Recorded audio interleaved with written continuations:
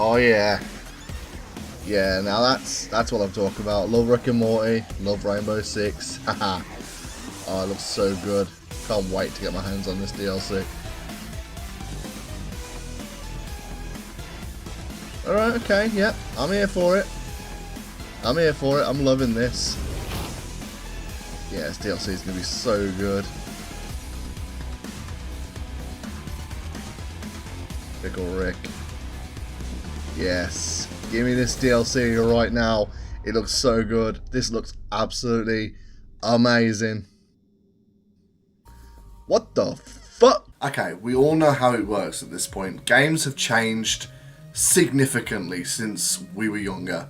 And I remember the days when to unlock things in games you just had to play the game. And to an extent that's kind of still the case. But more and more microtransactions have crept into games, and it was an inevitability basically that we're going to start picking up the mobile market's method for games. And you know what, for the most part I don't mind it, because a lot of these microtransactions are quite cheap and you can just sort of buy them as you want. And that hasn't really been a problem for me, but this Rick and Morty DLC for Rainbow Six really just exemplifies a lot of the issues and a lot of the worries that I've got going forward, because games are less becoming products and more becoming services, and that in itself isn't the problem. The problem is the price point.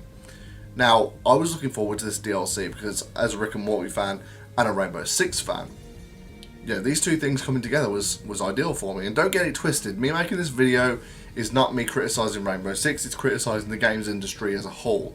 I personally love Rainbow Six, it's one of my favourite games, I play it multiple times a week, but this needs to stop. The price point for the Rick and Morty DLC is ridiculous.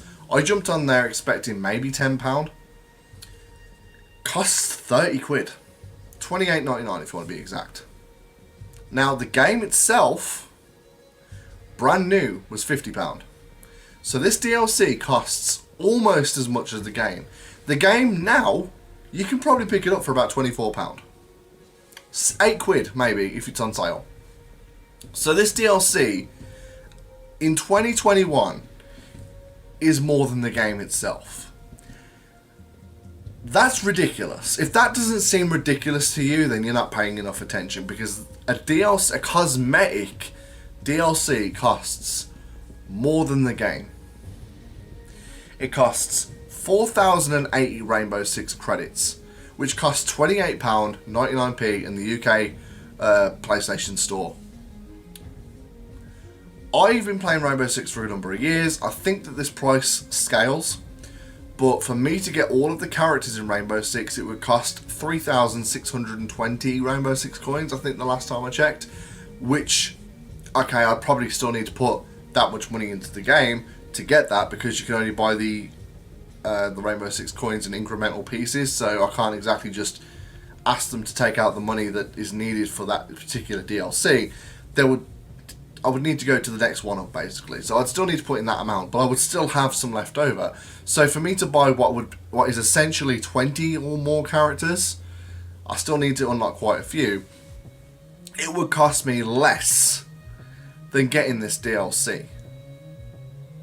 And I know some people can afford it, and you know what, I can afford it too. I know there's going to be those people that comment in the comment section that say, well, you're just mad you can't afford it. I can afford it. I absolutely can afford that, but I refuse to out of principle. If it was £8, I would still think it was a little bit overpriced, but yeah, I'd pay it. I'd still pay that. Let's look at the Battle Pass, for example. I paid £8 for that.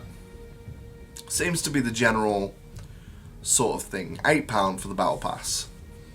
And what they advertised with that is over 100 different rewards. And that is true. There is over 100 different rewards. And those rewards range from renown boosters, which have a very practical use. Actual Rainbow Six coins. Obviously not a lot of them, so they want me to spend my actual money on those coins. So there's that. It came with an actual character in Flores. And every time I level up, I get something new. Be it a cosmetic item, be it Rainbow Six coins, be it renown pieces or things like that. And that is, I mean, you could literally buy nearly 4 of those battle passes for one of these Rick and Morty things. And what do you get in this Rick and Morty thing? You get a helmet for Smoke and for Sledge. costumes for them both, charms for any gun in the game, 2 charms by the way, and weapon skins for their main 2 weapons. And to me that just doesn't seem like good enough value for that price point. You know, they're asking for £30, which is more than the game. More than to unlock 20 or more characters. All for a couple of cosmetic items. Now, yeah, okay, you can sit there and say, well, you don't have to get them. They are only cosmetic. Well, that is true. But that sort of logic is enabling this. You know, I don't want to enable that sort of behaviour. And then, yeah, okay, it's a licensed product. So they probably need to make a lot of money from this. And they will make a lot of money from this because there are people who are going to buy it. And I'm not going to fault those people, but I just don't see why. Now, I don't want to make this assumption because it might not be the case, but I have a feeling that Adult Swim have paid Ubisoft because this would be a form of advertisement. Most of the time, generally, the company doing the advertising, which would be Adult Swim, pay the distributor of that advert, which in this case would be Ubisoft. So Ubisoft, I assume, are getting paid for this to be in the game. I'm assuming Ubisoft aren't paying Adult Swim for this to be in the game. It's the other way around, most likely, because this is a form of advertising. And so it's not even like they're recovering any costs. This is exactly where the games industry has been heading, and I don't mind it being a paid for DLC. You know, it's not a pay to win situation or anything like that, but the price point is my big issue with it. £30 for a couple of cosmetic items, I think is absolutely ridiculous. And you can't pay for it with Renown. Most of the time there's the option to either pay with Rainbow Six credits, which you buy, or Renown. And okay, yeah, the game does expect you to put in hours and hours of work. You'll average, for a win, you'll average about 200 to 300 Renown without a booster, maybe about 500 or 600 with a booster, and things can be very expensive. There's some cosmetic items in the game that cost 20,000 Renown and things like that. New characters will cost like 20,000 Renown. Even other DLCs like this haven't cost anywhere near as much as this. One character costs about 900 rainbow coins, so this is more than 4 times the price of one character. More than 4 times the amount. And it is a rip-off. It's a couple of cosmetic items and they want £30 for it.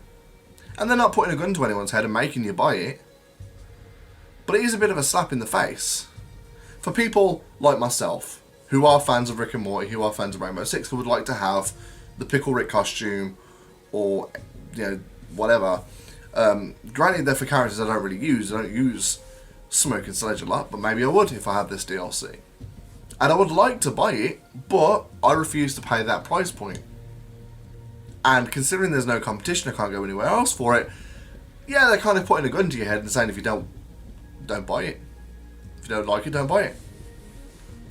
That's not free market. I think that the price points for a lot of these DLCs need to change big time. For the games industry, I mean, if you look at the last couple of months, we've had games go up by about £10.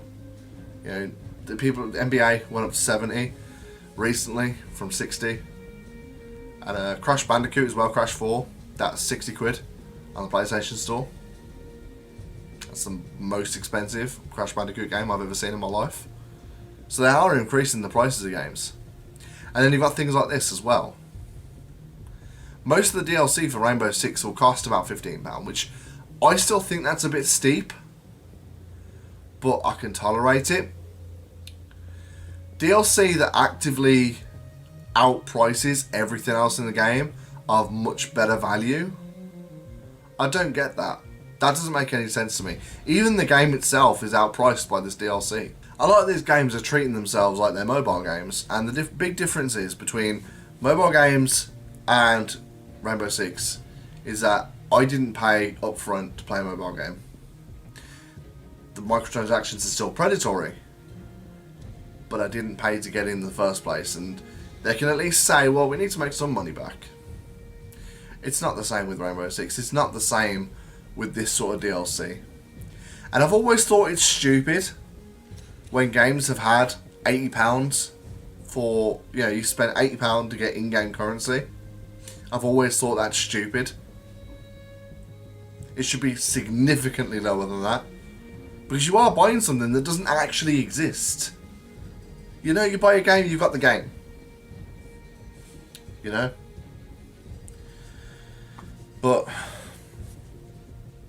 it really needs to change. And I know it won't. I know people are going to buy the Rick and Morty DLC. And Ubisoft are going to make more deals. And bring out more crossover events. And they're going to charge about the same price. And I know this rant is going to absolutely fall on deaf ears. But it's something I need to get off my chest. And I need to talk about it. I need to rant about it. Again, this isn't just someone who can't afford the DLC and is sorry that they can't afford it. Which, even if that was the case, so? I think people who can't afford it should be able to rant about this sort of stuff. It's not a reason not to. I can afford it, but I don't want to spend that price.